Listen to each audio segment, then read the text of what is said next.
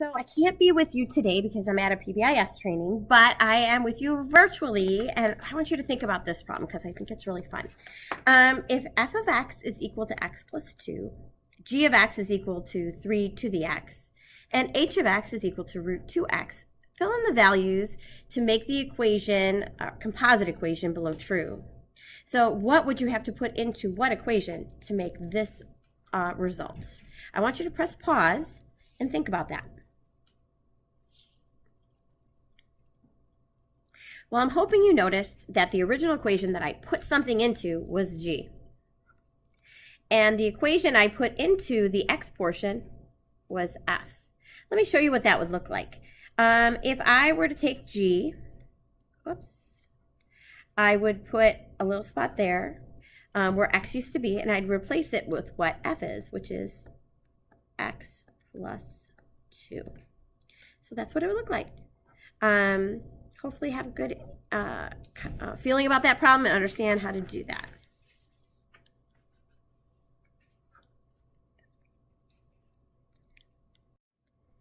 Today we'll be discussing inverses of functions in section 6.2. You'd like to write this in your notes so that when you go to study, you know exactly what section would be covered on the test for Unit 6.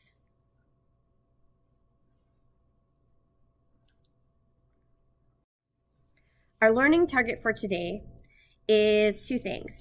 Find the inverse of a relation or function and determine whether the inverse of the function is also a function. We'll actually hit that second target tomorrow.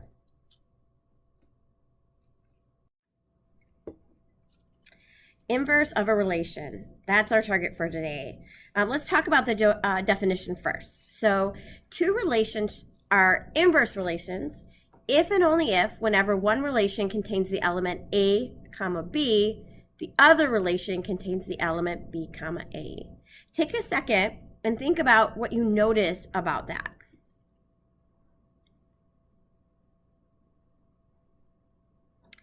So x switches to y and y switches to x in inverse relations.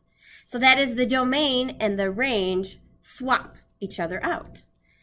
The notation for the inverse of a function is f to the -1 of x. And that comes from 2 times 2 to the -1 would actually undo each other. So that's where the inverse notation comes from. But peep this is pretty important. So let's take a look at example 1. State whether the relation is a function. Find the inverse of each relation, and then state whether the inverse is a function. So, do you remember what makes a function a function? So, a relation is a function if the x values don't repeat. So when you look at A, we have x values 1, 4, and 3. None of them repeat. So the original relation is a function. Now to find the inverse, we simply swap a's and b's. For example, I can't write really great with this tool, but 2, 1, comma, I switch x and y.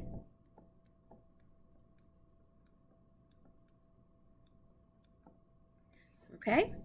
Now, is this inverse a function? If you notice, 2 repeats for the x's, and so no, it is not a function. Go ahead and try B and see if you get that one.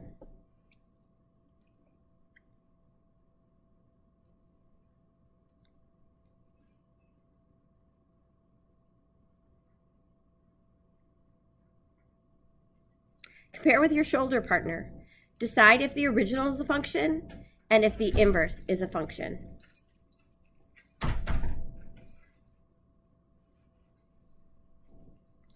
Okay, so the original is a function because x does not repeat. I'm going to swap my x and y's to create an inverse. The domain and range switch.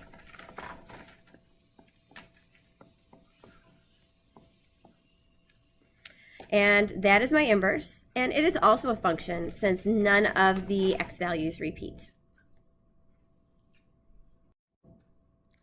Now, how would you find the inverse of a given equation? Here we have a line. How would we find the inverse of it? And so that's our goal. So go ahead and write down that equation. Now, what is the only thing we know about inverses? If you said the x and y switch, you're right. So let's try that. Let's switch x and y. And to find the inverse, we also have to get y alone. So to get y alone, I would add 2 to both sides. And I would divide both sides by 3. So y equals x plus 2 divided by 3. That is my inverse equation. Now, I'm not sure about Alex, but I wouldn't be shocked if they made you split that up and write it like this, which would be okay. But I'm totally fine with this. Like on a test or quiz, that makes me happy. Take a look at example 3. Go ahead and write down the equation for f of x.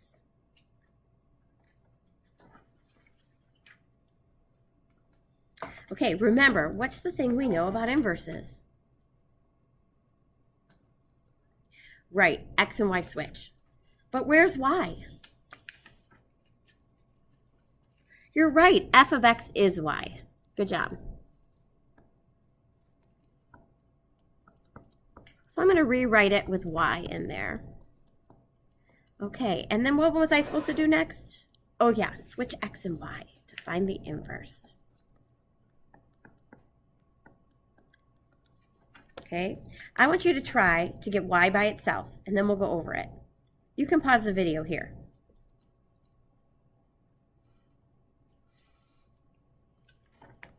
Okay, hopefully you recognized that you could put a 1 here and cross multiply, or just multiply both sides by 5. Subtract 3 from both sides. Whoopsies. And divide by 2. So that is my equation, but I'm going to use the function notation and inverse function notation. And so I get 5x minus 3 over 2. That is my answer. Good job. Example 4. Find the inverse of the equation below. Go ahead and write the equation for h of x. You'll love this one because it has fractions, and I know how much you love those. All right, go ahead and try this one on your own. Press pause, and when everyone's ready, we can press play again. Okay, so remember, y is hiding, y is hiding right here. So when I switch x and y, can I write over here? Okay, when I switch x and y, I have tech support here, Mrs. Corsi. All right, 3 halves y minus 3, close parentheses, plus 2. So my goal now is to get y by itself. I know you're probably going to want to distribute, and that is fine. We can do that, but I'm going to subtract 2 first, okay, and try it a little bit different, and then I'll show you what you probably will be doing, okay? I'm going to multiply both sides by the reciprocal of this, so 2/3. Okay, those would cancel, but then this whole thing, oh no, I ran out of room. Oh, did I do something? Hold on.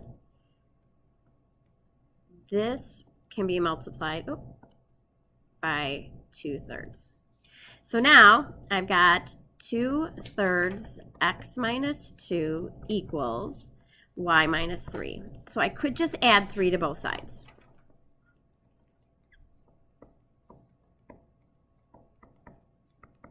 I'm okay with that.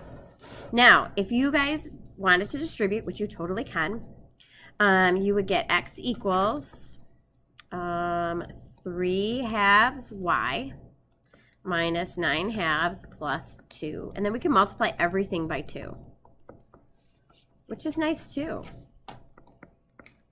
Okay, now let's subtract, let's combine those first. And we get 2x equals 3y minus 5. Okay, add 5. Bring this up here. 2x, sorry, this is so messy. 2x plus 5 equals 3y. Divide both sides by 3, and that's beautiful. Y equals 2x plus 5 over 3. Put it in my lovely inverse function notation, and I love it. All right, hopefully that's what you got. If not, feel free to play that part over again if people are confused. Here is your ticket to leave. I want you to turn this in on a half sheet with your name on it. And I'll take a look and see how we did, and I'll be able to know what we need to fix tomorrow. I miss seeing you guys today. I'm excited to learn some new things. If you have any questions, feel free to ask me tomorrow. On the next slide will be the homework. So you will need to press pause on this. All right, here's the homework. It is from the textbook. That means you're going to have to go into Alex, and I think it's on the second click you'll see ebook, and then you'll be able to type in page 396. I want you to do 9 through 13 odd, but also determine whether the inverse is also a function. And 15 through 21 odd, I want you to find the inverses, but don't graph. We'll be doing that tomorrow.